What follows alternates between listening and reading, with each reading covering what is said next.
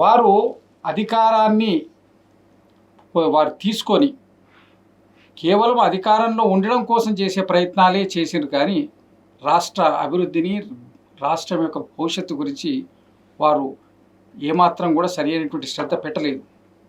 పూర్తి స్థాయిలో నిర్మాణాత్మకమైనటువంటి కార్యక్రమాలు చేసేటప్పుడు అందరి సలహాలు సూచనలు తీసుకోవడం, ఎక్స్పర్ట్స్ యొక్క ఒపీనియన్స్ తీసుకోవడంలో వాళ్ళు పూర్తిగా నెగ్లెక్ట్ చేసినారు.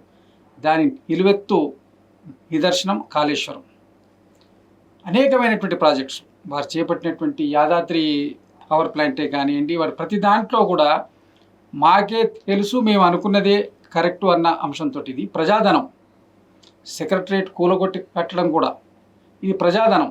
మనము వచ్చే ఎవ్వరం అధికారంలో కస్టోడియన్స్ అక్కడ మనం, అంతే తప్ప మన ఇష్టారాజ్యం చేయడానికి కాదు. అది రేవంత్ రెడ్డి గారు మీద వారు 20 నెలల నుంచి వారు చేస్తున్నటువంటి పరిపాలనలో 6 గ్యారంటీలు మేము ఏదైతే ఇచ్చినామో వాటిని అమలుపరిచే దిశగా ఒక్కొక్క అడుగు వేసుకుంటూ ముందుకు వెళ్తున్నారు.